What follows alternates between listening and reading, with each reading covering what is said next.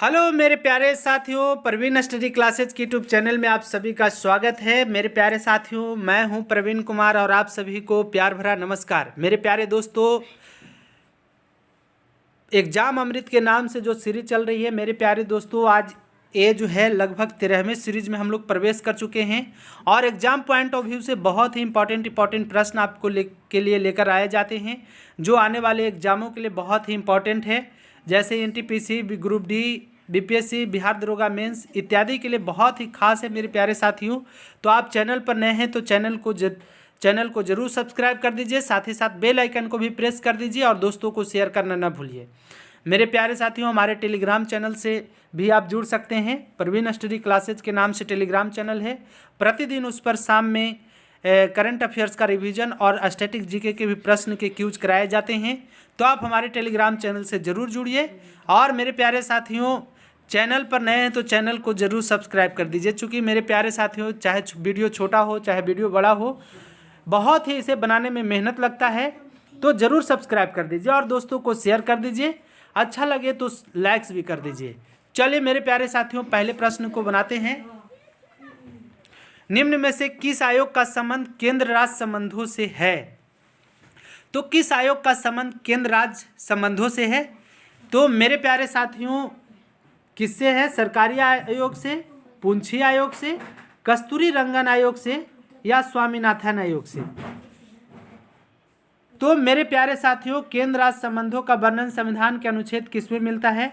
तो संविधान के अनुच्छेद 263 में केंद्र राज्य का संबंध का वर्णन मिलता है। और इस केंद्र राज्य संबंध जो है सरकारी आयोग और पूंछी आयोग, ये दोनों पर आधारित है। सरकारी आयोग जो है पुराना होने के बाद पूंछी आयोग को लाया गया, मतलब नए बहुत सारे स्वरूप बदलने के बाद फिर से एक नए आयोग केंद्र राज्य संबंध पर बनाने के लिए तैयार किया गया और वे आयोग का नाम क्या था? तो पूंछी आयोग। सरकारी आयोग कब आया था? तो 1983 ईस्वी में सरकारी आयोग का गठन किया गया।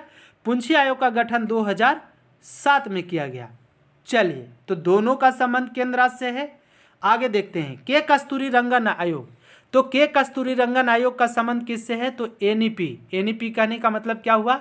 न्यू एजुकेशन पॉलिसी, मतलब न्यू एजुकेशन पॉलिसी 2020 में आई और के कस्तूरी रंगन आयोग न्यू एजुकेशन पॉलिसी के लिए बनाया गया था। चलिए आगे है स्वामीनाथन। भारत में हरित क्रांति का जनक किसे कहा जाता है? तो स्वामीनाथन को कहा जाता है। और भारत में हरित क्रांति कब आई? तो 1966-67 के काल में भारत में हरित क्रांति की शुरुआत हुई। भारत में हरित क्रांति का प्रभाव सबसे अधिक किस पर पड़ा? तो गेहूं के फसल पर पड़ा। और किस राज्य पर पड़ा? तो पंजाब और हरियाणा। पंजाब और हरियाणा पर जो है हरित क्रांति का सबसे अधिक प्रभाव पड़ा। विश्व हरित क्रांति के जनक कौन है? तो नॉर्मन बोरलॉग। चलिए आगे बात करते हैं अगले प्रश्न की। कहता है संविधान का कौन सा अनुच्छेद अंतर्राज्यीय विवादों के न्याय निर्णय से संबंधित है? मतलब जब दो राज्यों के बीच जल पर विवाद उत्पन्न खड़ा हो जाए तो उसके लिए संविधान के किस अनुच्छेद में वर्णन मिलता है? तो मेरे प्यारे साथियों, संविधान के अनुच्छेद 262 में, 263 में, 266 में या 267 में? तो अंतर्राज्यीय जल विवादों के न्याय निर्णय का संबंध संविधान के अनुच्छेद 262 में मिलता है। अनुच्छेद 263 है तो 263 में केंद्र और राज्यों के संबंध के बारे में वर्णन मिलता है। केंद्र और राज्यों के संबंध पर दो आयोग बने, सरकारी आयोग और पूंछी आयोग। सरकारी आयोग 1983 में, पूंछी आयोग 2007 में। अनुच्छेद 266 का संबंध किससे है? तो अनुच्छेद 266 का संबंध भारत की संचित निधि से है, एक्युमुलेटेड फंड से है। अनुच्छेद 267 का संबंध किससे है? तो भारत की आकस्मिक निधि से अनुच्छेद 267 का संबंध है। और भी जानिए मेरे प्यारे दोस्तों, तो संविधान को सबसे पहले कब अंगीकृत किया गया? तो संविधान को अंगीकृत किया गया कब? 26 नवंबर 1949 ईस्वी को संविधान को अंगीकृत किया गया। और पूर्णतः इसे कब लागू किया गया? तो 26 जनवरी 1950 ईस्वी को संविधान को पूर्णतः लागू किया गया। मेरे प्यारे दोस्तों, संविधान को बनने में 2 वर्ष 11 महीना और 18 दिन लगे थे। चलिए आगे बात करते हैं अगले प्रश्न की। कहता है the little book of encouragement पुस्तक के लेखक निम्न में से कौन है? The little book of encouragement पुस्तक के लेखक निम्न में से कौन है? डॉक्टर APJ अब्दुल कलाम, दलाई लामा, शाहिद अमीन, महात्मा गांधी। तो मेरे प्यारे दोस्तों, the little book of encouragement के लेखक हैं दलाई लामा। कौन है? दलाई लामा। और इनकी आत्मकथा किस नाम से प्रकाशित हुई? तो फ्रीडम इन एग्जाइल। फ्रीडम इन एग्जाइल किस नाम से? तो फ्रीडम इन एग्जाइल के नाम से इनकी आत्मकथा है, ये भी याद रखिए। दलाई लामा तिब्बती धार्मिक गुरु हैं, है ना? कहाँ से संबंध रखते हैं? तिब्बती धार्मिक गुरु हैं, मतलब चीन के धार्मिक गुरु थे, लेकिन वर्तमान में भारत में वे निवास करते हैं। चलिए आगे बात करते हैं। डॉक्टर APJ अब्दुल कलाम के पुस्तक का नाम बताइए। तो डॉक्टर APJ अब्दुल कलाम के पुस्तक का नाम क्या है? India 2020, wings of fire, ignited minds, the luminous sparks, guiding soul. कौन कौन? Wings of fire, ignited minds, the luminous sparks और गाइडिंग सोल। इन सारे पुस्तक के लेखक कौन हैं? इंडिया 2020, इन सारे पुस्तक के लेखक हैं APJ अब्दुल कलाम। आप बताइए, भारत के राष्ट्रपति APJ अब्दुल कलाम कब से कब तक रहे? तो ये रहे 2002 से 2007 तक भारत के राष्ट्रपति के रूप में कार्यभार संभाले। मेरे प्यारे साथियों, APJ अब्दुल कलाम को वर्ष 1997 में क्या दिया गया? तो भारत रत्न से इन्हें सम्मानित किया गया। इनका जन्म कहाँ हुआ था? तो 15 अक्टूबर 1931 को कहाँ हुआ था? तो हुआ था भारत के तमिलनाडु के रामेश्वरम में। भारत के 11वें राष्ट्रपति थे। चलिए ये भी जान गए। शाहिद अमीन के एक पुस्तक का नाम बताइए। तो शाहिद अमीन के एक पुस्तक का नाम क्या है? तो गांधी एज महात्मा। गांधी एज महात्मा के लेखक कौन है? गांधी एज महात्मा के लेखक हैं शाहिद अमीन। जरूर याद रखिए, सारे प्रश्न पूछे हुए हैं। महात्मा गांधी के पुस्तक का नाम? तो सबसे पहले जानिए, महात्मा गांधी ने कुछ पत्रिकाएं प्रकाशित की थी। किन किन नामों से?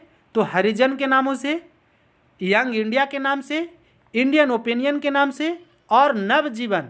ये सभी पत्रिकाएं जो है महात्मा गांधी के द्वारा प्रकाशित की गई। जबकि इनके पुस्तक का नाम है Hind Swaraj, history of south Africa, experiment my truth, experiment with truth, experiment with truth, experiment with truth, सत्य के साथ प्रयोग। मतलब इनकी आत्मकथा एक्सपेरिमेंट विथ ट्रूथ, सत्य के साथ प्रयोग। चलिए आगे बात करते हैं अगले प्रश्न की। पेयजल में आर्सेनिक की अधिकता से निम्न में से कौन सी बीमारी होती है? तो पेयजल में आर्सेनिक की अधिकता से कौन सी बीमारी होगी? Blue baby syndrome. कौन? Blue baby syndrome, black foot, Minamata या इटाइटाई। कौन सा रोग होता है? तो मेरे प्यारे साथियों, जब पेयजल में आर्सेनिक की अधिकता हो जाती है तो ब्लैक फुट नामक रोग होता है। जब जल में नाइट्रेट की मात्रा अधिक होती है, NO3 की मात्रा जब अधिक हो जाती है तो ब्लू बेबी सिंड्रोम होता है। और जब जल में मतलब पारा युक्त जल पीने से कौन सी बीमारी होती है? तो मिनी माता रोग। और कैडमियम की अधिकता से कौन सी बीमारी होती है? तो इताई रोग होता है। और भी जानिए, एस्बेस्टस के रेशों से युक्त पानी जब पीता है कोई व्यक्ति तो उसे एस्बेस्टोसिस नामक रोग होता है। कौन सी बीमारी? एस्बेस्टोसिस। इन सारी बीमारियों को आप जरूर याद रखिए। आर्सेनिक एक कैसा पदार्थ है? तो उपधातु है। कौन सी धातु है? उपधातु। चलिए आगे बात करते हैं अगले प्रश्न की। विद्युत वाहक बल का ऐसे मात्रक निम्न में से कौन है? विद्युत वाहक बल का ऐसे मात्रक निम्न में से कौन है? ओम, वोल्ट, वोल्टमीटर या एम्पियर। तो विद्युत वाहक बल इलेक्ट्रोमैग्नेटिक फोर्स का एसआई मात्रक क्या होता है? तो वोल्ट होता है। क्या होता है? वोल्ट। ओम किसका मात्रक है? तो विद्युत प्रतिरोध का एसआई मात्रक ओम होता है। और विद्युत धारा का एसआई मात्रक क्या होता है? तो एम्पियर। विभवांतर का एसआई मात्रक क्या होता है? तो वोल्टमीटर। मतलब वोल्टमीटर के द्वारा विद्युत धारा की माप की जाती, विद्युत धारा नहीं, विभवांतर की माप की जाती है। विद्युत धारा की माप एम्पियर में की जाती है और विद्युत वाहक बल का ऐसे मात्रक क्या होता है? तो वोल्ट होता है। प्रतिरोध का ऐसे मात्रक क्या होता है? ओम होता है। तो ये तो थे मेरे प्यारे साथियों आज के मोस्ट इंपॉर्टेंट क्वेश्चन।